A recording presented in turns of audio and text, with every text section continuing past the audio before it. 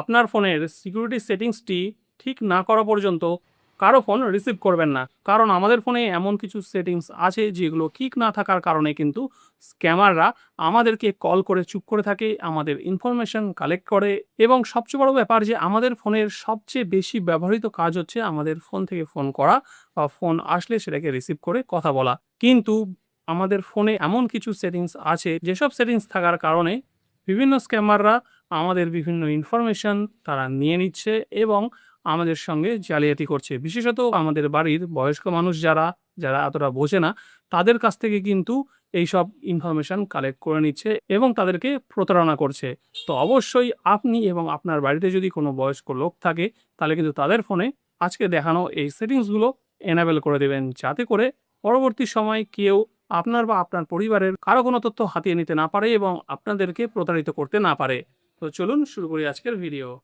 আপনাদের বাড়িতে থাকা পুরনো ফ্যান যদি এক্সচেঞ্জ করে এইরকম সুন্দর কোয়ালিটির সিলিং ফ্যান আপনারা নিতে চান, তাহলে কিন্তু আপনারা খুব সহজেই এই কাজটা করতে পারবেন। আপনাদের জন্য বেস্ট অফারের সব সিলিং ফ্যান কিন্তু ডেসক্রিপশনে দেওয়া আছে। ডেসক্রিপশনে লিঙ্কে ক্লিক করলে কিন্তু আপনারা আপনাদের বাড়িতে থাকা যে কোনো পুরনো না চলা এবং খারাপ ফ্যানও এক্সচেঞ্জ করে এইরকম সুন্দর ফ্যান নিয়ে নিতে পারবেন। তো এরকম সুন্দর ফ্যান নিতে চাইলে ডেসক্রিপশনে লিঙ্ক চেক করুন। তো আপনারা আপনাদের ফোন থেকে প্রথমেই এই সেটিংসগুলো করে রাখবেন। তো আপনাদের ফোনের মেন সেটিংসটা প্রথমে ওপেন করবেন। ওপেন করার পরে একটু উপর দিকে তুলে নেবেন। তুলে নিলে এখানে একটা অপশান পাবেন আপনারা অ্যাপস। অনেকের ফোনে অ্যাপস অ্যান্ড নোটিফিকেশন থাকতে পারে। তো এই অ্যাপসের মধ্যে আসবেন। আসার পরে এখানে একটা অপশান পাবেন ম্যানেজ অ্যাপস। ঠিক আছে? আপনাদের এখানে অল অ্যাপসও থাকতে পারে। তো এই ম্যানেজ অ্যাপসের মধ্যে টাচ করার পরে এই যে উপরের 3 ডট অপশানটা পাচ্ছেন, এর মধ্যে টাচ করবেন। টাচ করার পরে এখানে একটা অপশান পাবেন আদার সেটিংস, এর মধ্যে টাচ করুন। টাচ করলে এখানে অনেকগুলো অপশন আপনাদের সামনে চলে আসবে। এইবার এখানে দেখুন প্রথমেই আছে ডিফল্ট অ্যাপস, এর মধ্যে টাচ করতে হবে। তারপরে এইবার এখানে ডায়াল যে অপশানটা আছে এর মধ্যে টাচ করব।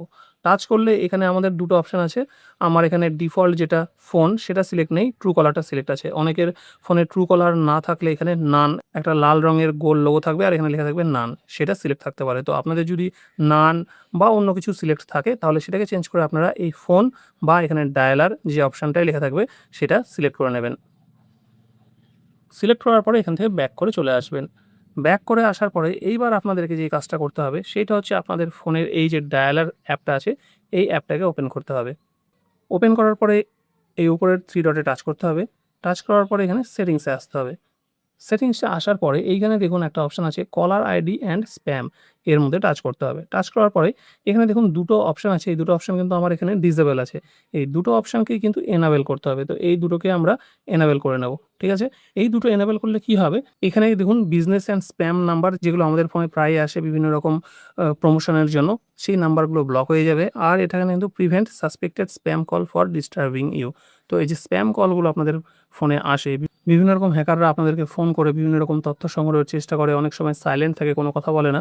তো এইসব কল কিন্তু একদম আসা পার্মানেন্টলি বন্ধ হয়ে যাবে। তো এই দুটো অপশন আপনারা অন করে নেবেন। অন করে এখান থেকে ব্যাক করে চলে আসবেন। এইবার আবার এই ডায়ালার যে অ্যাপটা আছে এর মধ্যে টাচ করে হোল্ড করে ধরে থাকবেন। ধরে থাকলে এখানে একটা অপশন হবে অ্যাপ ইনফো, এর মধ্যে টাচ করবেন।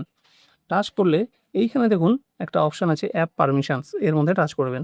এইবার এইখানে দেখবেন যে কতগুলো পারমিশন এই ফোন কল অ্যাপটাকে দেওয়া আছে। Call lock, camera, contact, file and media, location, microphone, phone, SMS, অনেক পারমিশন দেওয়া আছে। এর বাইরেও কিন্তু অনেক পারমিশন আছে যেগুলো আমরা জানতেও পারি না। এই 3 ডটে টাচ করে এখানে অল পারমিশনে টাচ করলে এখানে দেখতে পাবেন যে আপনাদের ফোন অ্যাপটাকে কী পারমিশন দিয়ে রাখা আছে। ঠিক আছে? দেখুন এখানে বলছে read the contents of your shared storage. আপনার স্টোরেজের মধ্যে যা যা জিনিস আছে, ফটো, ভিডিও, অডিও, সব কিন্তু এগুলো রিড করতে পারবে। ঠিক আছে? তারপরে আপনার লোকেশন অ্যাক্সেস করতে পারবে, আপনার রেকর্ড করতে পারবে অডিও।